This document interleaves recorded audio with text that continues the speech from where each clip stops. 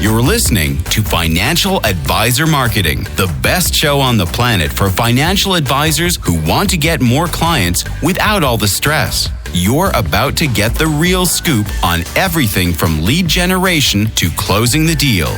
James is the founder of theadvisorcoach.com, where you can find an entire suite of products designed to help financial advisors grow their businesses more rapidly than ever before. Now, here is your host, James Pollard. It has been a long time since I've done an episode where I rant for a little bit. This is going to be one of those episodes. What's funny is that my rant style episodes usually do well, and they serve as a way for me to filter the wheat from the chaff, because every so often I have to clean house in my email list, in the inner circle, and yes, in this financial advisor marketing podcast. I talk all the time about how marketing should be about attraction and repulsion. And these sorts of episodes help me filter out the wrong types of advisors from my world. So let me give you a fair warning. This episode is not for the easily offended. If you're easily offended, I advise you to stop listening right now. Actually, you should unsubscribe from this podcast because you and I probably aren't going to jive together anyway. For the rest of you who stick around to listen to this episode, I am going to say things that might jolt you awake. I might completely change your worldview. Maybe I will, maybe I won't. Who knows? Anyway, here we go. The first harsh truth I want to share with you is that you are probably not doing enough. Every so often, I'll hear from financial advisors who tell me that they feel like they aren't doing enough in their marketing and in their business. And guess what? 99.99% of the time, they aren't. If you are in growth mode, you should be working. Am I the type of guy to tell you to give up time with your family so you can work on your business? No, absolutely not, because your customers and clients probably aren't going to be next to you when you're on your deathbed, but your family will be. So I'm not going to tell you to put your business over your family, but I will tell you this. If you're watching hours of TV per night, if you're going on these 6-hour hikes on the weekend, if you're taking all these little trips and wasting all this time and your business is suffering, I don't feel sorry for you. Not one bit, because you chose to watch Netflix instead of getting off your lazy butt and working. And honestly, you should be extra ashamed because you could literally do a lot of marketing work while watching TV. You could have your laptop in your lap or your cell phone in your hand and get your marketing work done at the same time. But you don't do that, do you? And don't even get me started on mindlessly scrolling social media. Oh my goodness, social media. It is like the brain rot of the world. The average person spends something like 2 or 3 hours per day scrolling social media. What in the heck is going on here? Does that do anything for your business? No. Seriously, think about the last time that your business has been positively impacted from you scrolling social media. If you're going to be on there, on the TikTok or on the Gram or on the Facebook or on the LinkedIn or on the X, be a producer, not a consumer. You should use social media instead of having it use you. Guess what? When I'm on social media, I'm responding to messages from financial advisors. I'm replying to comments from financial advisors. I'm sharing content to go out to financial advisors. And that content, sometimes it gets viewed hundreds of times. Other times it gets viewed tens of thousands or hundreds of thousands of times. I am using social media to benefit my business. Imagine for a minute how much better the entire world would be if everyone took 1 hour from social media time each day, or TV time, it doesn't matter, just an hour, and put it into something productive, building things, serving others, something like that. We would live in a utopia. It would be amazing. We would have flying cars and the streets would be paved with gold. It would be fantastic. Here's another harsh truth. Oh, get ready for this one.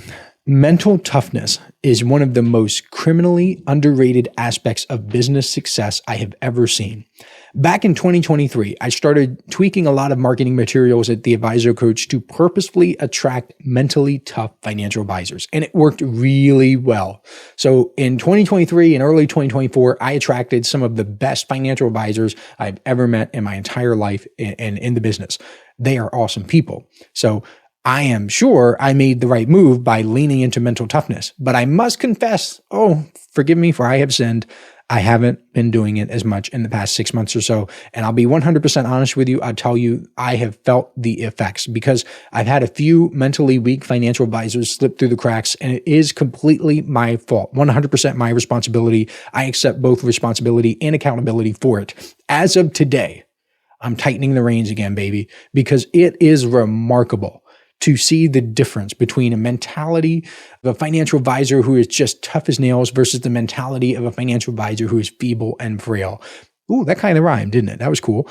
To be clear, I don't think anyone is born with an armor-plated mind like mental toughness, but I think some people are naturally better at it than others. They're wired a little tougher than others, but still, it is a trait that must be cultivated. For the most part, I don't think you're born with it. I think you have to have it trained. You have to train it for yourself.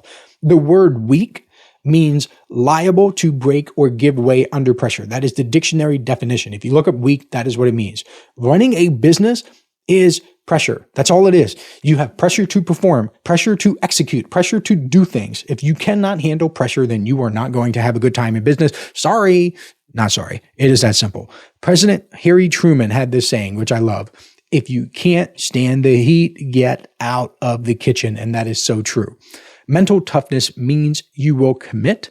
You will persist until your goal is accomplished. Stop believing in magical fairy dust that will turn your life around overnight. Put in the work. Stop trying stuff for a month or two and then giving up. Now, I actually build this stuff into my marketing materials. For example, this is day 900 of me using the Bible app. Actually, you know what? Let me check. Yeah. Okay. I have my phone in my hand now. I'm looking. It's 901. So every single day for 901 straight days, I have used the Bible app. When was the last time you committed to your goals or to anything for 901 days without stopping? Mental toughness, that it's closely related to just not being afraid to do things either, because so many financial advisors worry about every little thing and they nitpick and quibble over everything they can find.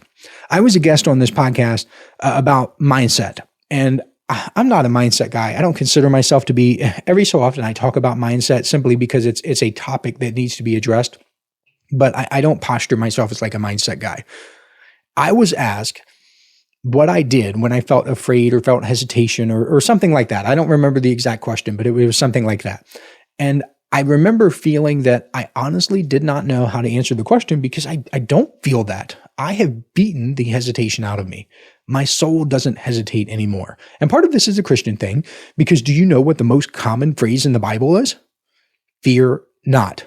Do not be afraid. Be not afraid. Basically, don't be scared. Don't be a scaredy cat. Why in the world would I hesitate? Do you understand that the Bible specifically says, be anxious for nothing?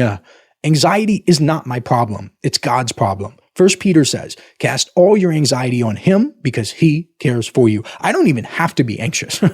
Being anxious, that's not my job. That is for God to deal with, not me. I've had health scares. I've had personal troubles. I've had times where I've invested huge chunks of my net worth into things and I wasn't sure I'd get my investment back. Was I anxious? I'm going to be 100% honest with you. I'm going to keep it all the way real with you and say, yes, I was anxious. I did feel that knee-jerk pang of anxiety, but it didn't last. It lasted maybe a few minutes because then I remembered that is not my job. And a lot of financial advisors they have forgotten that it is not their job. But it's not even a religious thing necessarily. Let's ignore the Christian aspect of it for a minute. Let's just look at it logically. Anxiety cannot do anything for you. It doesn't do anything positive to improve your situation. Nothing at all, because fear and love cannot exist in the same space. And you want to grow your business and improve your life from a place of love because you love yourself, you love your clients, and you love the things that you can do for them, for yourself, for your family, for others. If you're constantly fearful or anxious, then you are driving love out of that space. That's why it kills me when I get emails from financial advisors who say they're thinking about joining the inner circle or that they'll get around to it. Like, it is literally only $199 per month. If you are anxious and fearful of investing $199 per month into yourself and your business, then you have huge, huge problems because you are operating in a fantasy land where you think you can parlay those fearful, anxious beliefs into a situation of love and abundance, and it cannot happen. Notice I didn't say might not happen. It cannot happen. You cannot have 7-figure outcomes with 3-figure anxieties. Ooh, that's a quotable. Let's put that on social media. Listen up, financial advisors. This is something special I'm doing exclusively for people who listen to this podcast. If you subscribe to the Inner Circle newsletter over at theadvisorcoach.com/coaching, I will send you a collection of 7 copyright-free emails personally written by me that you can use right away to begin getting more clients. I call these my objection-busting emails because they're designed to overcome the biggest objections financial advisors face. All you have to do is send me an email letting me know you'd subscribed, and I will reply back with a link where you can download them for free. I originally offered these in the May 2024 Inner Circle newsletter issue, and it was one of the most popular bonuses I've ever given away. Today, these 7 objection-busting copyright-free emails are only available to listeners of this podcast because I'm not mentioning them anywhere else. Go to theadvisorcoach.com/coaching to subscribe today. Now, back to the show. You cannot have 7-figure outcomes with 3-figure anxieties. I'm not even going to make it about me or the inner circle. Forget about me for a second. Forget about the inner circle. Let's say you're a financial advisor and you have a goal of building $1 million business. If I ask you how many marketing and business books you've read in the past month, your answer better not be 0, because if it is, then you're living in a fantasy land. If I ask you how many mentors and coaches and teachers and guides and trainers you have to guide you to where you want to be, your answer better not be 0. Because again, fantasy land. Because that's like believing a baby can be born and somehow accumulate PhD levels of intelligence without any help from the outside world whatsoever. Because if you're making $1 million per year in your business, then congratulations, that's the equivalent of a PhD. Well, at least for financial advisors. In other businesses, not so much. But for financial advisors, yes. A baby has to have help from the outside world. A baby has to have parents and teachers and help along the way. I don't know if you know this or not, but babies don't just figure things out. They need modeling. They need examples. Have you ever wondered why a baby born in France speaks French and not Chinese? Or how come a baby born in China doesn't speak French? It's because the baby learned the language from someone else. You are absolutely foolish if you believe that you'll just figure everything out on your own or do everything yourself with no outside help whatsoever. It is legitimately delusional. And I mean that in the true sense of the word. You are literally having delusions. Another harsh truth for you. Sometimes people are objectively better than you at some things, and you can/should learn from them. I am so sick of how some people attempt to rationalize how they're special little snowflakes or that they can't learn from others or other people have nothing to offer them. Look, the truth is this. Some things can be measured objectively. Money is objective. A lot of health metrics are objective. Reading comprehension is objective. There are so many things in life that are objective. And if you refuse to learn from people who are objectively better than you, that is foolish. One of my inner circle members emailed me asking for advice on how to deal with criticism. Long story short, there's another financial advisor at his firm who keeps criticizing his marketing approaches. And it's always weird to me that financial advisors will spend more time thinking about what the next man is doing instead of keeping their eyes on their own paper. But some people have nothing better to do. Sometimes jumping to conclusion is the only exercise that people do. So this advisor at this firm is telling my inner circle member that he thinks LinkedIn is silly, that direct mail doesn't work, and all these goofy things. Basically, this other advisor thinks that everything my inner circle member does is a bad idea. So I asked my inner circle member if he would switch places with this person. And he said, no way, Jose, because it turns out this guy has been divorced twice. His children apparently don't like him. And he can't seem to hold on to a nickel to save his life despite being in his mid-50s. Like, come on, if you're in your mid-50s, you have had 35 plus years to get your S together. And if you haven't done it by now, hey, my hat's off to you. Anything can change. You can turn your life around at any minute, but your track record's not looking good, Bubba. My inner circle member, let's talk about him. He's in his 30s. He's happily married with 3 young children. And I'm pretty sure he's building financial wealth for himself and his family. So I told him to forget that other guy and keep on trucking because his results are objectively better than the financial advisor who's criticizing him. I shared that story in an email, which I often do when financial advisors email me about stuff. I take their stories. I mean, I never reveal their names and all that stuff unless they want me to, but I turn it into stories. So I shared that story in an email. I had another financial advisor respond back with another story about how he or she, I can't remember the person's name, or if it was a man or a woman. I apologize if you're listening. So this guy or gal set something like 15 appointments in 2 weeks with social media posts. And yet another advisor at his or her company was ragging on him or her for using social media. Like, what the heck? It is objectively working. If you are setting appointments, it is working. I hate to break it to you, but if you're having success in setting appointments, then you should probably keep doing that. This is one of the reasons why I think financial advisors should have some sort of hobby that has quantifiable metrics. For example, I recently renovated my home gym. I shared a bunch of videos and posts online. One of the videos I shared was me repping 225 pounds on the bench press. That is quantifiable. Either I can bench 225 pounds for reps or I can't. Also, there is an upper limit. In lifting, it's called your 1 rep max. That is a number. It's not a feeling. It's not a wish. It is a number. And some people have way better numbers than I do.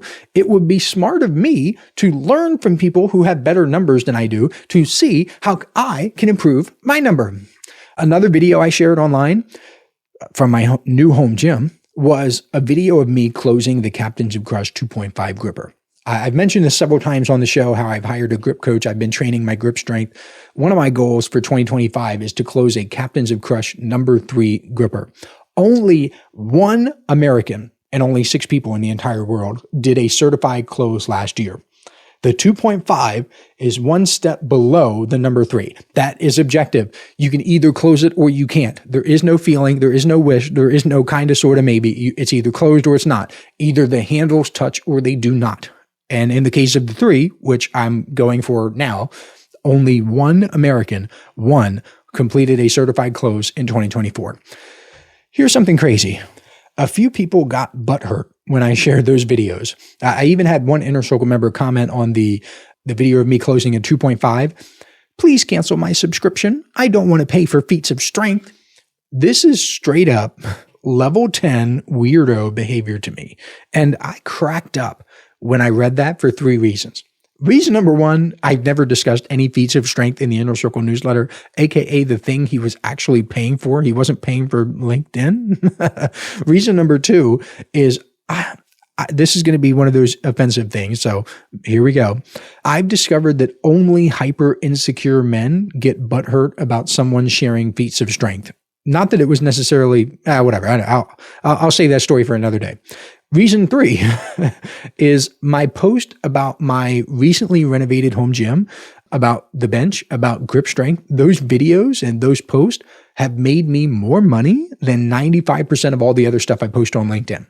Far more than the traditional business post. Also, think about this. He was following me. I was not following him.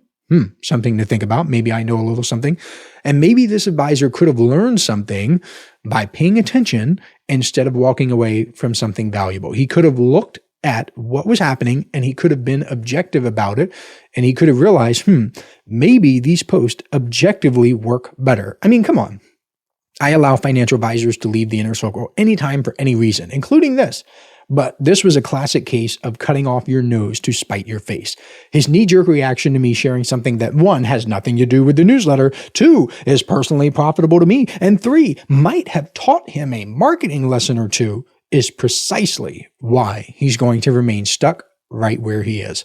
I've noticed, here's a good marketing lesson. If you're looking for a marketing lesson, here's a marketing lesson. People are drawn, I should say the right people are drawn to achievement. Whether it's closing a heavy gripper, whether it's climbing Mount Everest, whether it's building a successful business. If I can capture attention with a unique feat of strength, that is infinitely more interesting than a bland LinkedIn post about some overused business hack.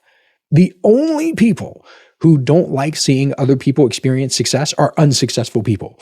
You will never have someone doing better than you criticize you for being successful. And guess what? More attention is more money, and more relationships is more money, and a better business, and you can help more people. It's good all the way around. But that wasn't even the main reason why I shared this. I talk about my grip training because it's part of my life. It's who I am. And if that authenticity resonates with people who want to learn from me, that's cool. That's awesome. If it doesn't resonate, well, there's the door. Don't let it hit you on the way out. No biggie. Yet for him to declare, I don't want to pay for feats of strength, that's a bit like throwing the baby out with the bathwater. Because the newsletter contains marketing strategies and referral getting ideas and ways to get more clients, nowhere in its pages is a single mention of my gripper routine, even though people keep asking me about it. That might be a lesson in and of itself. People keep asking me about it. I wonder why.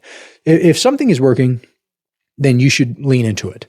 I don't care if it's a strength thing, a story about your golden retriever, or a random hobby you have, you should lean into it, especially if it sets you apart and attracts your ideal clients, which my grip training stuff does for me because successful financial advisors are interested in it, believe it or not. Don't worry about offending people who are a few fries short of a Happy Meal. Worry about being invisible. With that said, I'll share one more harsh truth and then I'll hightail it out of here. If you don't like where you are right now, you probably need to do something different. So many people like complaining about their lives, but they don't do anything to change them. They don't do anything differently. They just accept that they'll be victims forever. You cannot say you want to get more clients and make more money while doing nothing differently. This means you've got to identify what you're doing now, what's working, and more importantly, what is not working, and actively seek new methods, new strategies, new perspectives, and new everything to move forward, because you can always filter through the good and the bad. The truth is, every real breakthrough in a financial advisor's business comes from deliberate change, intentional change, purposeful change. If you're just treading water or you're unsatisfied with what you're doing right now, and all you're doing is hoping that things will somehow improve without real effort, you will stay exactly where you are, or things will get worse for you. Don't let that happen. If you're still here, thank you so much for listening. I appreciate you, and I will catch you next week. This is thepodcastfactory.com.